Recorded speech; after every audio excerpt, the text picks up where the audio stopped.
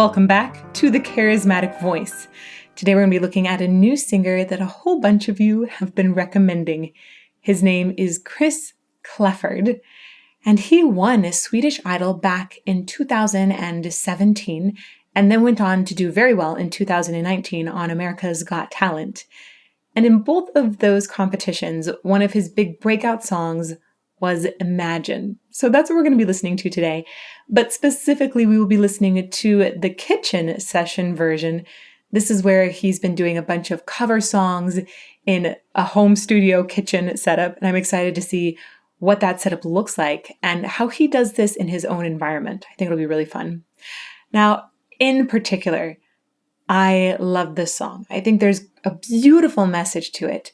And I didn't know until doing research for this that part of the writing credit was not just only John Lennon, but also given to Yoko Ono in 2017, sort of much after the release of the song. She's credited for this idea of imagining that there was a world where the things that divided us didn't exist. So I want to take an extra look again at the lyrics, in addition to hopefully some amazing vocals. Let's get to it.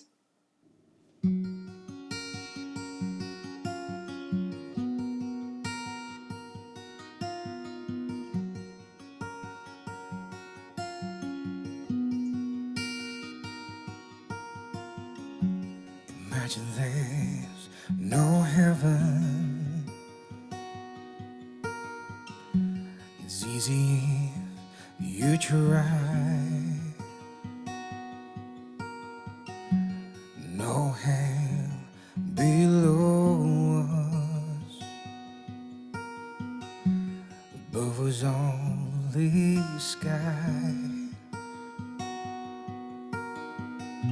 Imagine all the people living for today. You may say. There's a few things about his voice that I think are instantly grabbing.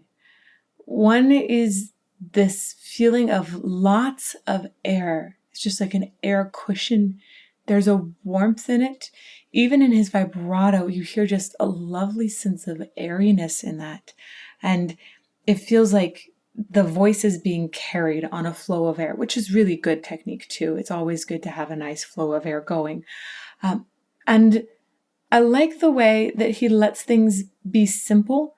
And he'll start to ornament something just a tiny bit, but it's like a kiss on top. It's definitely not over ornamented. It sounds really sincere.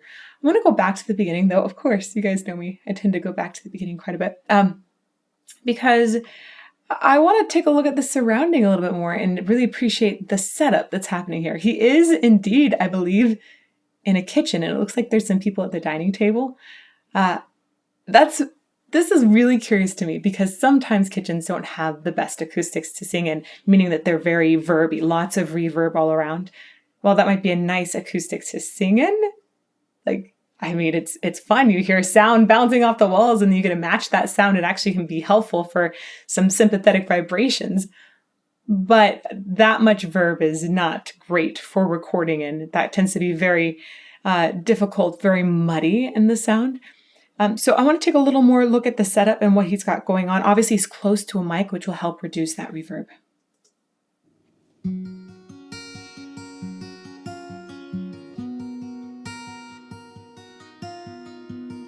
This guitar part is so beautiful.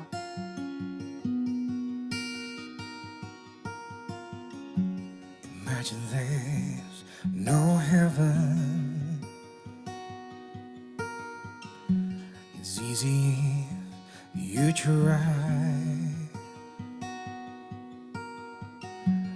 No hell below us. Above was only sky. I like the way he leans into certain notes. Reminds me a little bit of Morgan James, the way he will lean into certain things to bring them out.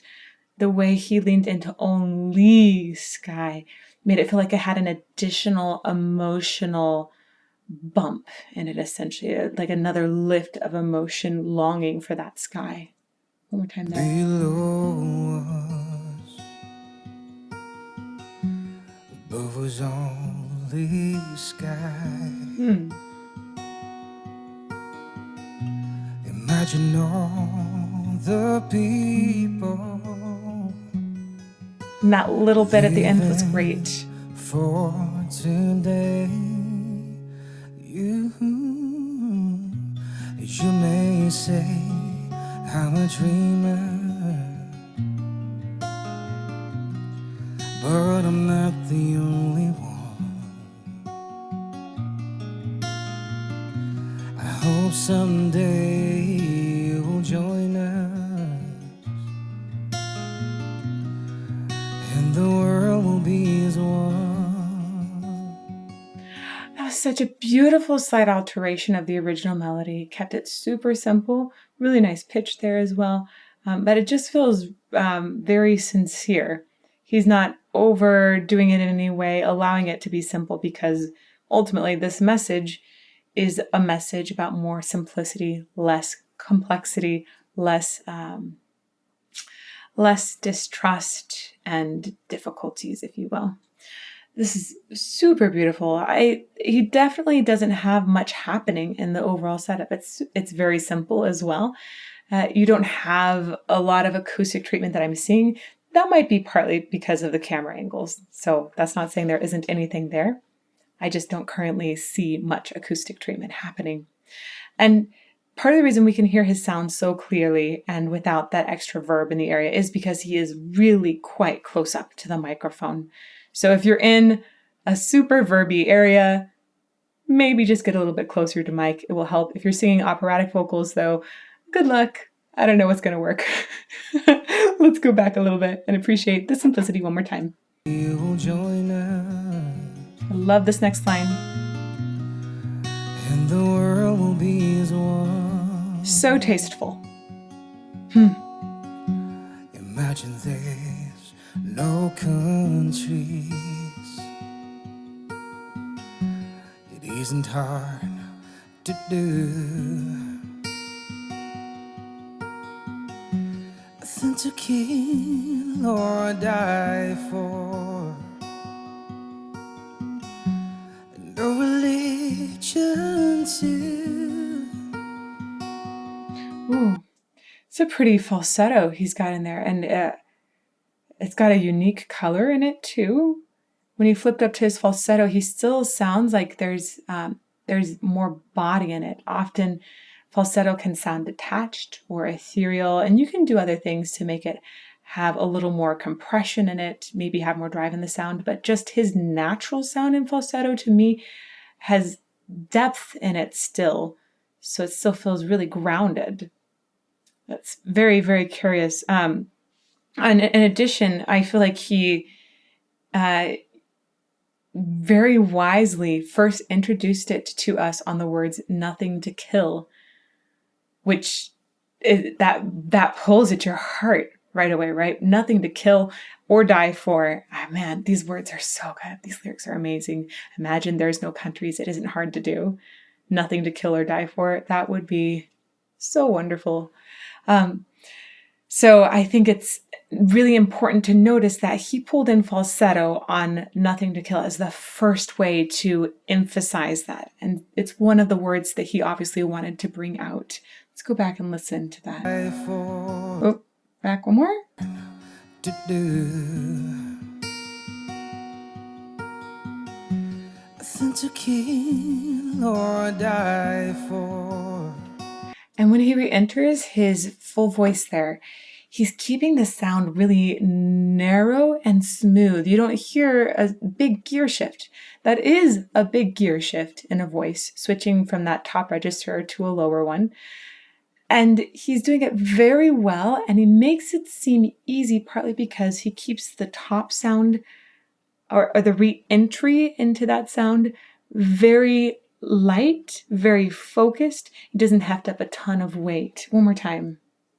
Than to kill or die for. It's beautifully done. No religion allegiances. Imagine other people living for today. You may say I'm a dreamer, but I'm not the only one. I hope someday you will join us,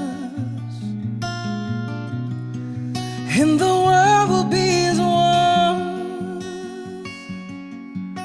Oh, that caught me off guard. He was sounding gorgeous already, but then there were just a few additional things he did in there that got me. Like, really got me. And that to me was the moment where I went, okay, yeah, I can see why this guy is recommended by all of you, why he won a big competition and did so well in another one too. It makes sense. He's got a big dynamic range and a really big range of various timbres, so various vocal colorings that he can bring essentially. And that dynamic range, he's got a big vocal range too. The dynamic range, I feel like I've heard just the beginning of it. Because he started so quietly, I didn't know that he was going to expand into that lower part that had a lot more heft all of a sudden. So that's interesting thinking back to the comment on vocal weight when he re-entered there and kept it super narrow and clean. Now that I heard right after that him give a lot more weight in a lower area all of a sudden, I know that he's intentional about doing that. And it's very, very smart, also very touching. I am loving the way that he is playing with and nursing the line and bringing out colors for all of these different words and the message. It feels so clear that everything he's doing is very much attached to these words. So I'm going to go back again. Let's go here-ish. Oh, that's where we were before. No religion to imagine other people. So that line is crazy. And that's because he puts so much weight and even some roughness in the sound there on the bottom, and then flips up to this very clean falsetto sound that is even getting, it almost sounds like he's giving it a little bit of reinforcement as well in that falsetto to help balance the dynamics between the two. So usually your big chesty sound is going to be way louder and that falsetto sound is going to be much softer.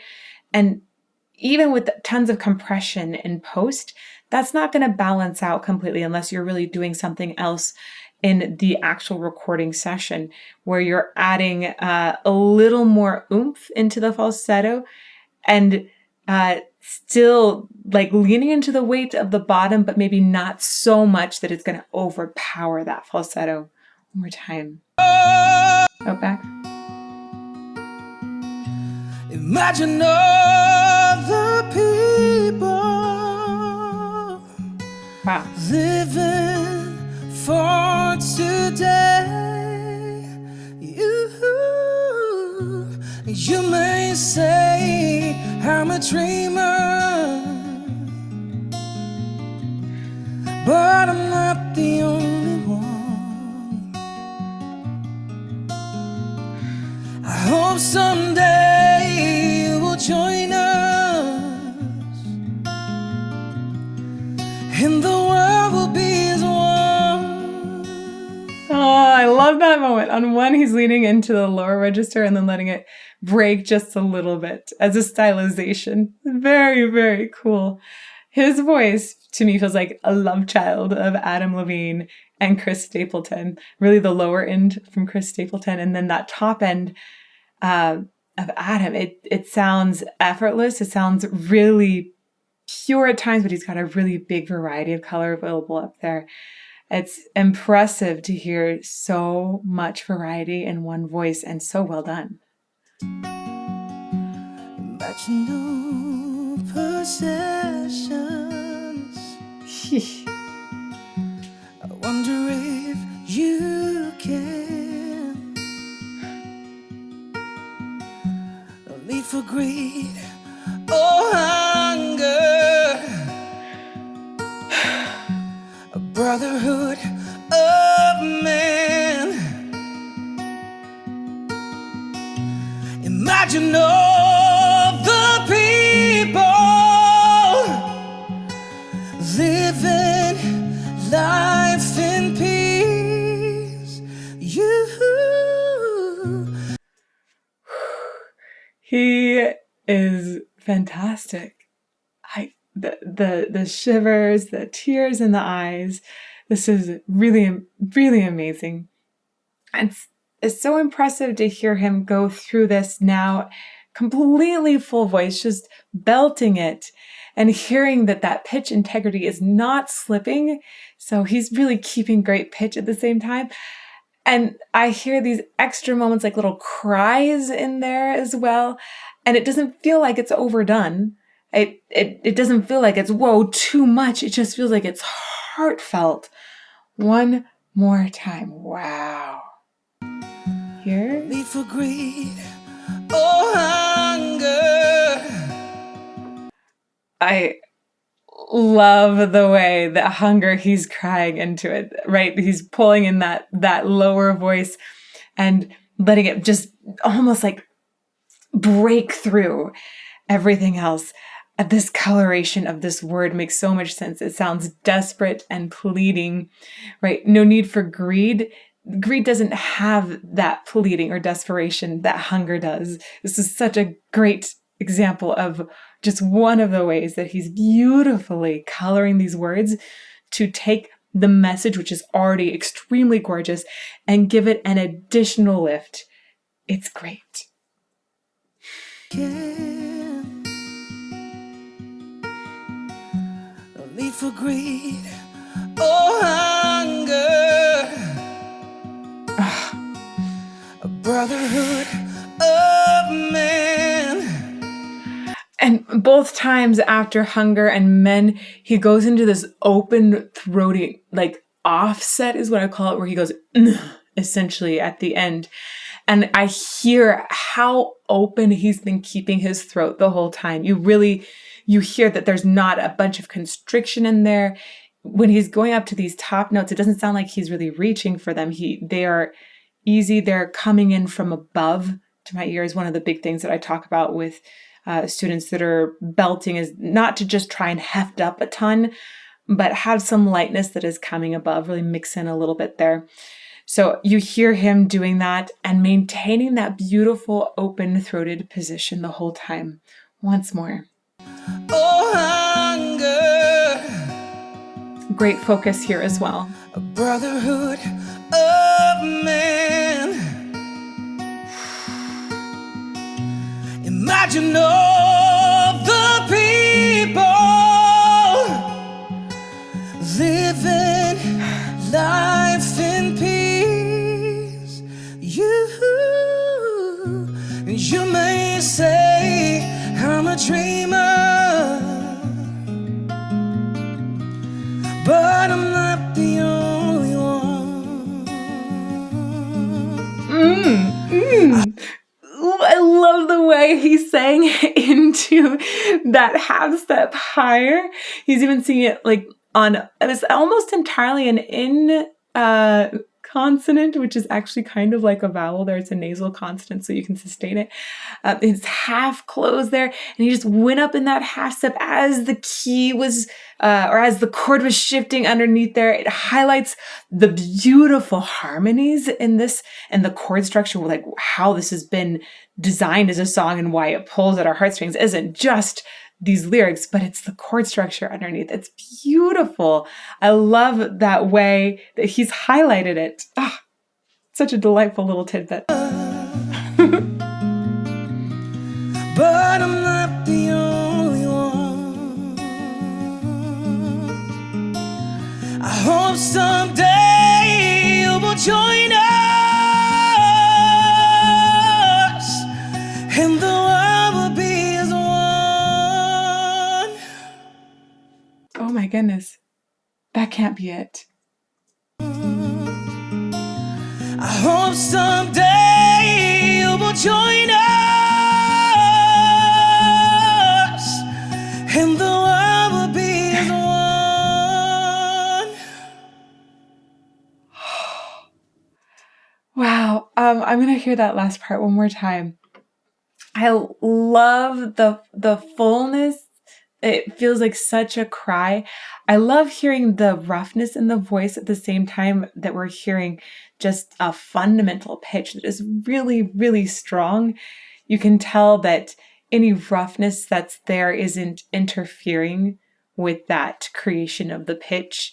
And it's beautiful to hear even like little, when he goes off of notes, you hear additional sounds. A lot of times I wouldn't think like we should make tons of sounds the moment after we finish singing. But because this is in this casual environment and it feels like it's this message that's so ingrained in like just stomach soul outpouring, I'm loving the extra sounds, like the sound that he made after an offset at one point. And here there's even like a little almost squeak higher at one point. I'm a dreamer, but I'm not the only one. So good. I hope someday you will join us. Right there, you heard like a tiny bit of a squeak that went up. Probably just the vocal folds releasing a little bit of extra sound and tension as he was stopping the note. I like these extra sounds. They feel to me a little bit more raw in nature. If I was talking to somebody about singing opera or classical, we try and make that just as clean as possible. We don't want any extra sounds to disturb that line or, be picked up and maybe make some difficulties in post-production later. But here, I like the way that they've just kept everything in. We just get that raw, very authentic feeling in the sound. I think it's beautiful. One more time there. You will join us, and the world will be as one.